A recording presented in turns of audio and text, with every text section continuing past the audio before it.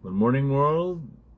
Welcome again to our online preaching. Wherever you are, join with me at tayo po sama-sama muli na mag-aral ng salita ng Diyos na siyang nagibigay ng kalakasan sa bawat isa sa atin, lalo na po sa ating panahon ngayon na mga tao ay maraming mga kinakaharap na mga pagsubok, mga problema sa kanilang mga buhay, at dahil doon ay nagkakaroon sila ng tiyatawag na takot, mga alahanin. Ngunit ngayong umaga, mga kapatid, sa pamagitan ng salita ng Diyos ay magkaroon tayo ng kalakasan. Nais po natin basahin ang salita ng Diyos na makikita natin sa Isaiah chapter 41 verse 10, no? Na pangako ng Panginoon sa bansang Israel at even sa ating panahon ngayon, mga kapatid. At nais ko pong basahin. Ang sabi po ng salita ng Diyos, "So do not fear, for I am with you. Do not be dismayed, for I am your God. I will strengthen you and help you. I will uphold you with my righteous right hand." Blessed be to God for the reading of His Word. Dakil at makapangyarihan Diyos, ngayong umaga kami po ay nagkapasalamat sa iyong mga salita na siyang aming pinangawakan at kalakasan sa aming pang-araw-araw na buhay. Pangunahan niyo po kami na ito ay maging patuloy din po na kalakasan ng iyong mga anak sa kabila ng mga takot, mga pangamba, mga alahanin, Panginoon, na siyang umahadlang sa mga biyaya at pagkapala mo, O God. Kaya tulungan niyo po kami, O God, na sa pamamagitan nito ay magkaroon kami ng dagdag na pananampalataya na alam namin ang aming buhay ay hawak mo po, O God. Ito ay ang panalangin sa tayo sa Panginoon Jesus. Amen. How to overcome fear? Mga kapatid, sa ating panahon ngayon ay sabi nga, isa sa mga bagay na humahadlang o nagpaparalyze sa mga tao, at isa rin po sa mga kalaban natin, no, greatest enemy marahil na sinasabi natin, ay itong tinatawag na pagkatakot. Pag ikaw ay natakot, mga kapatid, ikaw ay parang na-paralyze ka na, hindi mo na alam ang gagawin mo. Parang na-shock ang utak. Okay? Kaya nga po, sabi po ng tinatawag na psychologist, there are 7,000 fears or phobias, no, na nararamdaman ng mga tao, at dahil po dito ay ito po'y nakakahadlang sa kanilang mga ginagawa. Ito po'y nakakadagdag sa kanilang mga sakit. It paralyzes them, even it hinders them to obtain the blessings of God. Even sa Biblia po, nung panahon ni Moses na sila po ay nag-spy out ng lugar para mapasa kanila itong tinatawag na Kanaan, ay 12 yung spies na pinadala doon, no? Yung mga espiya upang manmanan yung lugar na iyon. Okay? At nung pagbalik po nila ay may mga kanya-kanya silang balita. Yung 10, ang balita nila ay mga negative, mga bagay na nakakatakot. Nasabi niya, naku po, mga tao doon ay mga malaki, nakakatakot tayo, parang mga tipaklong lang sa kanilang mga paningin. At totoo naman talaga yon. At ang isa naman ay sabi ay, no, yung dalawa, sabi niya, lusubin natin dahil ang lugar na rin ay ipinangako sa atin ng Panginoon. No? Pero dahil, sipin mo ba naman, 10 laban sa 2. Siyempre, yung paniwalaan ng tao sa natural ay yung 10. At dahil doon, mga kapatid, nagkaroon ng tinatawag na takot ang buong Israel na wag na tayo lumusob. Naku po, kawawa naman tayo. Nagkakaroon po ng tinatawag na rebellion. Nagkaroon ng tinatawag na division dahil doon sa tinatawag na takot, mga kapatid. Alam niyo po ba na ang salita ng Diyos ay may mga pangako sa atin kung paano po natin malabanan itong mga takot, at bago yan ay ano nga ba tinatawag na fear? No? Mayroong mga negative fear, may mga positive. Yung fear of God, positive po yun, na kung tayo may takot sa Diyos, nanampalataya tayo sa ating Panginoon.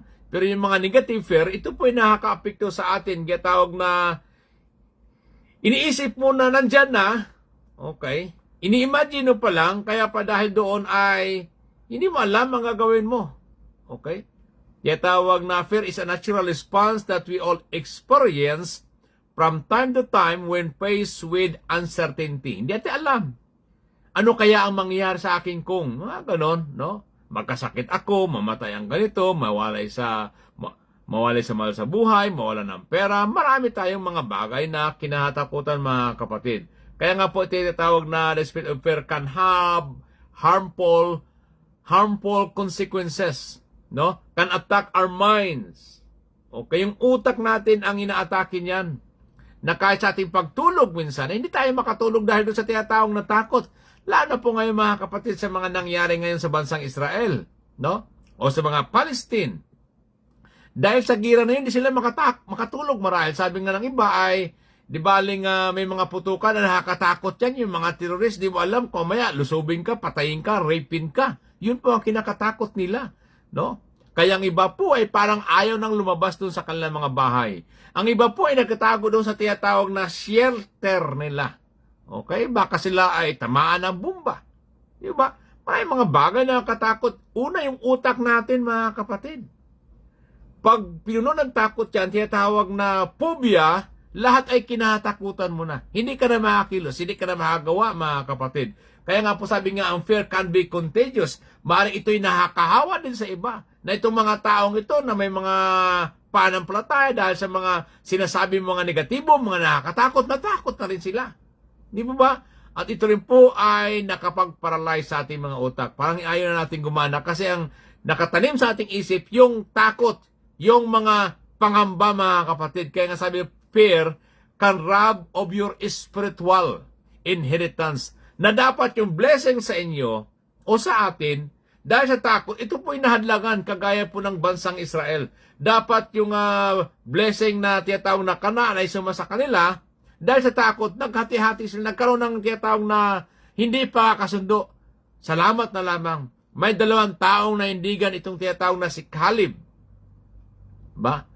At si Joshua na naindigan sila, lusubin natin sa lugar na yon ay pinangako sa atin ng Panginoon. Kaya later on po mga kapatid, pinagpala sila at sinunod nila itong 2 ito na may pananampalataya sa Panginoon. Hanggang ngayon po. Kaya later on po, itong si Joshua ay naging assistant ni Moses. Itong si Caleb naman, okay, nandun sila sa tiyatawag na Promised Land, kahit sa edad niya 85 years old. Okay. Nakipaglaban pa rin sila. Ganun po katindi yung pananampalataya ng mga taong ito. Pero yung mga taong takot, ay nangamatay sila, mga kapatid. No? Kaya po ang mga tiyatawag na takot, ano ba itong mga takot na pumapasok sa atin? Una, yung tiyatawag na the fear of unknown. Halimbawa, pupunta ka sa isang lugar, natakot ka, ano kaya mangyayari sa akin dyan? Halimbawa, kung ikaw ay galing sa Pilipinas, pupunta ka sa isang lugar, o maaari ikaw ay OFW, maging sa amang lugar, natakot ka, paano lang kaya ang pupuntahan ko doon? Sino kayang aking mga amo? Ano kayang kalagayan ko? Paano naman kayang aking mga anak? Di ba dahil doon, hindi ka na makaalis. Hanggang doon ka na lang. Di ba? Hindi ka makaalis sa iyong lugar. At siyempre, ang pinakamatinding kinatakutan ng lahat, mga kapatid, itong tiyatawag na fear of death. Sino ba namang taong hindi matakot dito, di ba? Lalo kung hindi ka handa. No? Fear of death. Isa yon sa kinatakutan. Kaya nga ang tao ay umiinom ng iba-ibang klaseng mga supplements, gamot, o kahit na sa ospital ay willing na gumastos ng malaking pera, wag lamang mamatay. O madagdagan ang kanilang mga buhay kung ano mga diet ang ginagawa, mga kapatid. Dahil naman sa iba, kada diet ang iba, na-die na talaga. Di ba? Dahil doon sa tinatawag na takot, no? Fear of man. Ang iba'y takot sa ibang tao. Kaya ang iba'y nagatago. Takot humarap sa mga tao. Takot na kung ano mga kritisismo ng mga tao. Diba? Fear of man. Okay? Lalo sa mga panahon natin ngayon, siyempre, normal talagang tayo matakot. Diba? Dahil halimbawa, dahil sa mga drugs, sa paligid-ligid, mga kapatid, minsan nagalakad ka, maamoy mo na lang. Kaya minsan, pag may nagalakad sa likod mo, nagiging aware ka, baka kung anong gawin sa'yo. No? Minsan nga, sumakay ako ng bus. Diba? Talaga may tao doon na nagkisigaw sa loob ng bus. Ay sabi niya, o dito ka umupo sa tabi ko. Siyempre, yun ang bakanting upuan kasi walang nakaupo. Umupo ako. Maya-maya ako na pinagmumura ng mga taong yun, ha? Pinagmumura niya ako. Kung anong mga pinagasabi niya, ako ay malakas na tao. Kumbaga, ano siya, itim, no? Nasabi niya, matanda ka na, kaya kita. Sabi niya, ganun. Ako'y tahimik lang, sabi ko, let us love one another. Talagang nahangiti lang ako. Lalo nagalit siya, bakit ako daw pangiti-ngiti, no? Ay, siyempre, kung ikaw may takot, di ba, tatakbo ko na agad, pero naayaan ko lang siya, no? Kaya po, mga kapatid, itong tinatawag na takot ay, di ba, takot sa tao, hindi ka makakilos. Hindi ka makagawa ng mga dapat mong gawin. Takot ka sa trabaho, sa amo, sino man. Normal lang yan na hindi naman tayo natakot, kundi nirespeto natin sila. Kung habi ko nga, kung alam mo tama ang ginagawa mo, huwag kang matakot. Sabi nga ng Biblia sa Luke 12 verse 4 and 5, huwag ka matakot sa mga pumapatay ng tao. Ang ikatakot mo ay pumapatay ng katawan at may kapangyarihan magtapon sa iyo sa impyerno. Siyempre, ang walang iba kundi ang ating Panginoon, mga kapatid. Pero kung kayo may pananampalataya sa Panginoon, bakit ka naman matakot? Di ba? Ano yung katakot mo? Di ba? Sapagkat hawak ng Diyos ang ating buhay. Isa pang kinakatakutan ng mga kapatid ng mga tao, tiyatang na the fear of failure. Ayaw lang magkamali. Yes, lahat ng tao nagkakamali, lalo man sa trabaho. Paano mo masubukan kung tama o mali ang iyong ginagawa mo? Doon pa lamang ay gusto mo maging perfect. Perfect ka nga, wala ka naman nagawa. Di ba? Halimbawa, sa paglilingkod sa Diyos. O, mawit, baka magkamali ako, mawit, baka magkalimali ako magturo. Ay ano na lang, mga kapatid. Dahil doon, ikaw ay napaparalyze. Hindi ka na makakilos. Dahil puro takot, o minsan takot tayo sa tinatawag na pero betrayal, baka maya ipagkanulo ako ng taong yan, di ba? Ay yes nga. Di ba? Kay Judas, kahit sa kauli-hulihang panahon, nagtiwala pa rin ang Panginoon kay Judas. Kung baka pinibigyan niya pa rin ng chance ang taong yun, alam niya na yun ang magkakanulo sa kanya, di ba? Huwag tayong matakot, mga kapatid. Okay? Tawag na fear of lack. Yung takot ka na mawalan. Kaya ang iba ay may mga panic buying. Lahat, daming mga pagkain na ka-stock sa loob ng bayan. Ang iba ay nahisira lang. Dito sa Canada ay pag mga more than a week na yung mga pagkain mo sa ref, ang iba niya kahit pwede pa itinatapon na. May mga expiration date ng mga pagkain dito, no? Bawal yung kakain ka na ibibenta mo yan na expired na, di ba? Kaya bago may expired ang iba, pinamimigay kaya daming pagkain na nahatapon nito, mga kapatid, no? Fear of lack. Okay, takot ka na mawalan. Okay, yes, lahat naman tayo ay may mga pangamba sa ganung bagay. Pero dahil doon, mga kapatid, kung takot ka mawalan, di magsikap tayo, magtrabaho tayo. Di po ba? Ano pa? Fear of the future. Yung takot ka, ano na kaya mangyari dahil sa girang ito? Paano na lang kaya ang aming buhay? Paano na lang kaya ang aking mga anak? Paano kaya ito makapag-asawa? Kung may mga anak naman, paano lang kaya? Kamusta ang aking asawa? Kamusta ang aking mga anak? Kawawa naman. Diba? Wala na lang, lahat kinatakutan, mga kapatid. No? Ano pa? The fear of being alone. Diba? Yung nag-iisa, diba? Paano na lang kung ako na lang mag-isa? Diba? Yes. Pero mga kapatid, kung ikay may panampalataya sa Panginoon, nag-iisa ka man, alam mong kasama mo ang Diyos. Wala kang dapat ikatakot o ipangamba, mga kapatid. Fear of being forgotten. Nakalimutan ka na. Okay? Fear of fatigue. Fear of sickness and diseases. Marami nga po tayong mga kinatakutan, mga kapatid, sa mga panahong ito, mga kapatid. Pero sabi nga ng Panginoon, sa kanyang salita, no?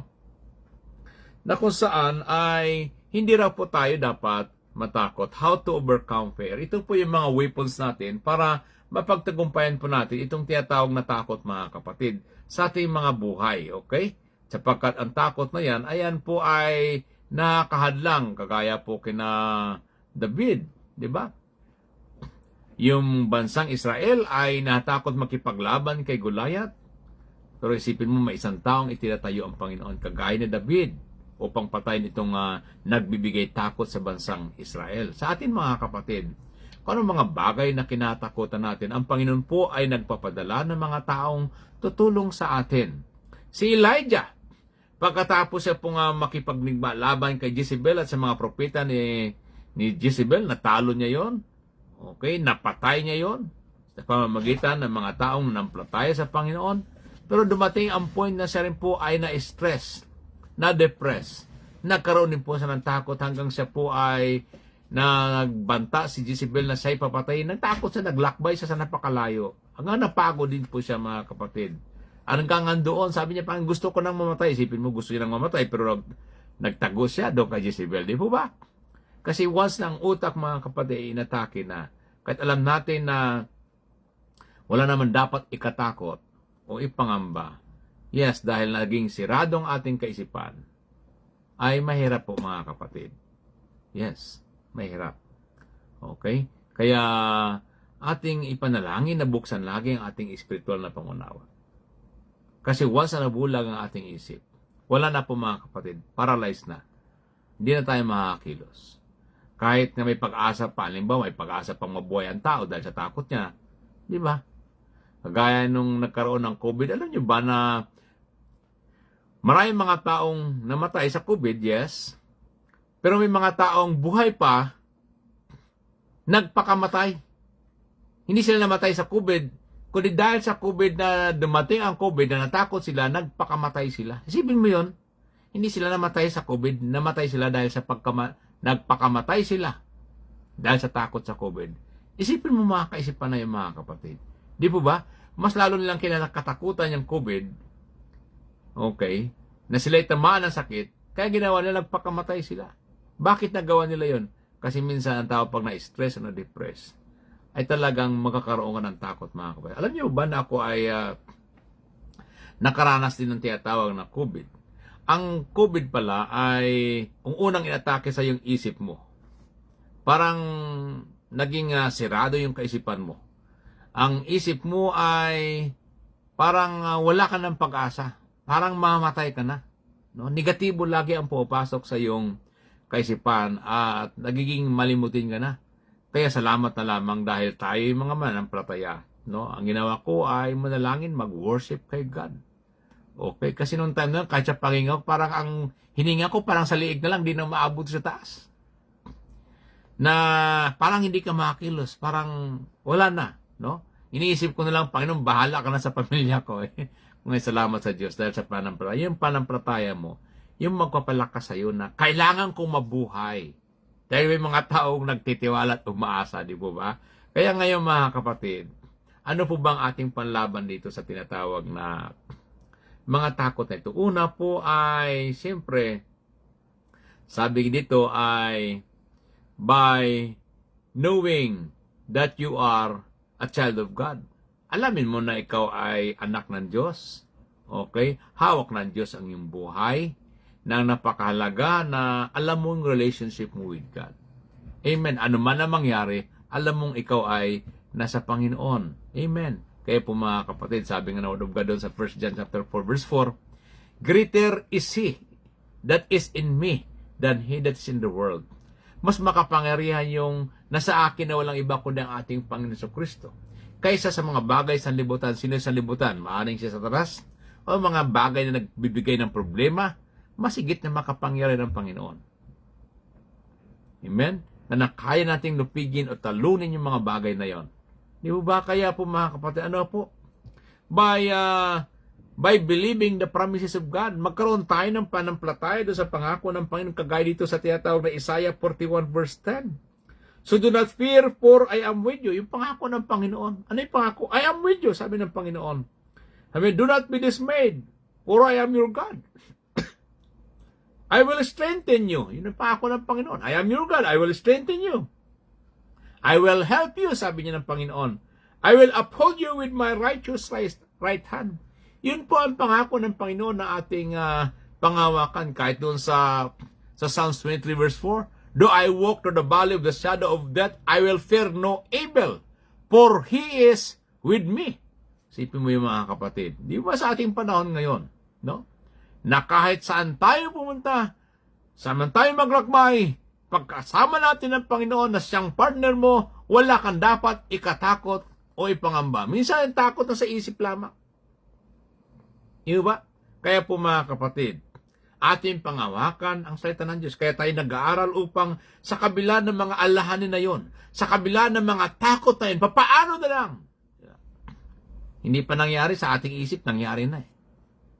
Kaya po mga bagay na yun ay ipagkatiwala sa Panginoon sapagkat ang Diyos na makapangyarihan sa lahat.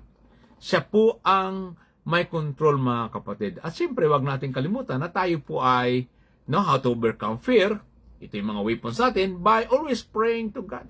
Napakahalaga yung ating pananalangin. Salamat. Bawat umaga, mayroon po tayong tinatawag na devotion 7 to 8. Diba? Mag-aral ng salita ng Diyos pagkatapos ay mananalangin. Sapagkat napakahalaga ang pag-aaral sa salita ng Diyos sapagkat yun po ang batayan ng ating pananampalataya, yun po ang ating kalakasan mga kapatid. Sabi ng salita ng Diyos, faith cometh by hearing and hearing the word of God. The more na tayo nakapakinig ng salita ng Diyos, the more na tayo po'y napapalakas. Di ba? Nakakaroon tayo ng pag-asa na sa kabila ng mga kahirapang ito, magiging maayos ang ating buhay sa kabila ng mga sakit ito. Ako'y gagaling. Yan po ang pangako ng Panginoon, mga kapatid. Kaya napakahalaga ang panalangin. Sabi nga Philippians chapter 4, verse 6, but be careful for nothing but in everything. Let your request be made known unto God. Sa iba ay be careful for nothing. Sa iba naman ay do not worry for anything. Kundi ang lahat ng bagay ating ipanalangin sapagkat sa pamamagitan ng worry natin, wala tayong magagawa. Sabi ng iba, para ka nakasakay sa isang duyan na nagalakbay ka pero hindi ka rin pala makaalis-alis. Nandiyan ka lang din pala. No? Kaya hindi raw po makakatulong. Kaya kung dumating sa atin yung mga alhanin, i-review po natin at sa halip na mag-alala tayo, ating idulog sa Panginoon sa pamamagitan ng ating pananalangin. Sa pangitan ng ating, di ba, pag-worship kay God. Kaya nga, huwag tayong matakot na doon sa pupatay ng ating katawan. Ang ikatakot natin ay may kapangyarihan na magtapon sa atin doon sa tinatawag na impyerno pag alam natin na tayo mahal ng Panginoon. Amen. Kailangan lagi tayo na manampalataya sa Panginoon. Kaya mga kapatid, ang taong takot, ito yung mga taong may ginagawang masama. Okay? O mga taong walang panampalataya sa Diyos. Pero kung tayo may panampalataya sa Diyos, yes, nandiyan ang takot bilang tao, normal yun. May emosyon tayo eh. Pero kung may panampalataya tayo sa Panginoon, tinutulungan tayo ng Diyos. Lord, ikaw na po ang bahala, Panginoon. Sa mga sitwasyon kagaya nito, hindi ko na alam mga gawin ko. Ginawa ko na ang lahat, pero hindi ko na alam, Panginoon, ikaw na po ang bahala sa akin. Mga kapatid, tutulungan ka ng ating Panginoon. Siya po ang magpapalakas sa iyo, mga kapatid. Amen. Sapagkat siya po ang nagbibigay sa iyo ng assurance that the Lord will strengthen you. Sabi ng Word of God, the Lord will help you and give you victory. Ayon po sa kanyang mga salita. Mga kapatid, ano mang bagay na kinatakutan natin ngayon, pangawakan natin ang salita ng Diyos. Sabi ng Word of God ay sa John 14, verse 1, let not your heart be troubled. Believe in God. Trust God. Sabi nga doon, no? Sapagkat sabi doon, sa bahay ng aking ama, maraming bansyon doon. Kung hindi gayon ay, di ba, ipinaghanda ko na kayo. Kung saan ako ay duroon, kayo rin naman ay duroon. Amen? Iyon pong ating final destiny. Sa lupa, yes, walang katapusan ng mga challenges na ating kinakaharap. Kaya kailangan natin ng Panginoon sapagkat mahirap makipaglaban na tayo lang. Pero kung kasama mo ang Panginoon, laban sa maraming kalabang ito, ikaw po kapatid, tiyak na magtatagumpay. Kaya po sa umagang ito, huwag nating kalimutan ang pangako ng Panginoon. Do not fear. Amen? Do not fear. Kaya nga po ay, sabi nga dito ay, may isang negative fear. Una daw ay, forget everything and run. Yan daw ang kahulugan ng fear sa iba. Yan ang negative fear. Pero isa daw na kahulugan ng fear sa mga positibong mga tao, sabi doon ay face everything and rise. Yeah? Harapin mong lahat ng bagay at tumayo. Yung isa naman ay kalimutan lahat ng bagay, okay, at tumakbo. Pero ito naman, face everything and rise. Sana mga kapatid, doon tayo sa tiyatang na face everything and rise. Para tayo po ay patuloy na maging malakas at maranasan natin ang kapangyarihan ng Panginoon. Ang mga himala, huwag nating hayaan yung takot na yan na siya mag-paralyze sa atin upang hindi natin makamtan ng mga blessing na nakalaan para sa bawat isa sa atin. Kaya ngayong umaga, amen, huwag natin kalimutan sapagkat sabi nga sa Biblia ay there are 365 word na fear. Amen. Ibig sabihin sa isang taon, 365, kaya isang araw mayroon kang do not fear. Na siya maging kalakasan natin sa ating pang-araw-araw na pamumuhay. Kaya mga kapatid, huwag nating kalimutan na ang Diyos po ay kasama natin. Siya magpapalakas sa atin. Siya ang magbibigay sa atin ng tagumpay. Siya magpo-protect sa atin. Siya rin magpo-provide ng ating mga pangailangan. Amen? At kung sabi ng Word of God, if God is with us, who can be against us? Sabi doon sa Romans chapter 8 verse 31. Sa ating panahon ngayon mga kapatid, sa ating pag-alakbay, huwag nating kalimutan yung salita ng Panginoon na do not fear. Amen? O sige po, tayo ay manalangin ngayong umaga. Dakilang pagpalang Diyos, kami po ay nagpapasalamat sa mga paalala mo sa amin ayon sa Isaiah 41 verse 10. Panginoon, na huwag kami dapat matakot o mangamba, Panginoon, sapagkat Ika'y suma sa amin, Ikaw magpapalakas sa amin, Ikaw ang tutulong sa amin, Ikaw mag-iingat sa amin, Ikaw ang magproprotect sa amin, Ikaw ang mag-provide na aming mga pangailangan, O God. Kaya Lord, sa mga oras ito, Lord, i-bless mo mga kasama namin ngayon sa online. Yesugan ng mga salita mong yaon ang siyang maging kalakasan namin sa aming mga paglalakbay, sa mga trabaho ng iyong mga anak, Panginoon. Ano mong mga kinakaharap nila, O God, na huwag silang matakot. Dahil Ikaw ang aming Panginoon. Ayon sa iyong mga salita, I am your God. Na ibig sabihin, Ikaw na Diyos na kasama namin makapangyarihan sa lahat, may likha ng langit at lupa.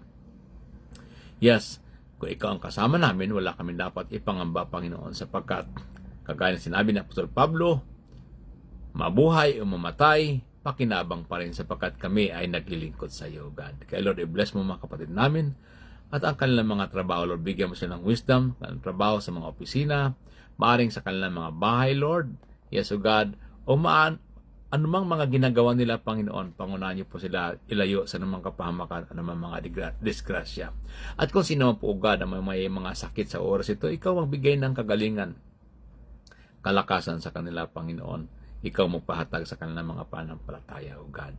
Yes, O God, in Jesus' name, Lord, ano mga pangailangan nila, Ikaw rin po ang tumugon, Panginoon, at maranasan nila ang himala na Ikaw ay Diyos na makapangyarihan sa lahat, na Ikaw ay dumidinig ng panalangin ng bawat isa sa amin, Panginoon, na Ikaw ay totoong Diyos, na kung saan, mga pagsubok, mga problema na aming idinudulog, Ikaw ang Diyos na tumutugon at tumutulong lagi, O God. Lord, i-bless mo po ang Victory City Church International na ginagamit mo, O Diyos, upang maihayag ang salitang ito. God bless mo mga leaders namin, mga members natin, mga ministers, Lord. I-bless mo lahat ng mga tao, Panginoon.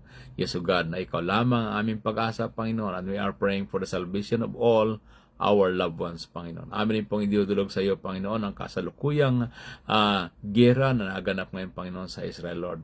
Patuloy mong proteksyonan ng bansang Israel, yes, O God, at patuloy, Lord, na bigyan mo sila ng tagumpay na itong mga yes, O God, ng haras, Panginoon, na siya nga pumapatay, kagaya ng mga terrorist, O God, ay malupig na po ito, Panginoon, upang magkaroon ng kapayapaan sa bansang Palestine, O God, na sila ang kinakawawa ng mga terrorist na ito, O God. Kaya Lord, bless mo po ang lahat at ang mga nakikinig na kasama namin ngayon, Panginoon. Salamat, Lord. I-bless mo rin po mga kapatid namin na kagaya ng mga international student, O God, na hindi po madali, O God. Yes, O God, bigyan mo sila ng wisdom sa kanilang mga pag-aaral na makatapos sila, Panginoon, Ikaw mag-provide ng kanilang mga pangailangan, O God. Ano mga pangailangan ito, Diyos? Ikaw magpaalat, i-bless mo po mga kapatid namin na nagdiriwang ng kanilang mga kaarawan, O God. Thank you, Lord. We bless you, we honor you in Jesus' name. Amen. Maraming salamat mga kapatid sa inyong oras at panahon sa pakikinig ng salita ng Diyos. Hanggang susunod po uli na sa ating maiksing mensahe ay naway magbigay ng kalakasan sa ating pang-araw-araw na pamumuhay. Huwag po nating kalimutan na tayo po'y mahal ng Panginoon at sa Diyos po ay walang imposible. Mga pagsubok at problema ang ating kinakaharap, katuwang at kasama po natin ang ating Panginoon. God bless you all po at hanggang sa muli. Nating pagsama-sama, to God be all the glory. Amen.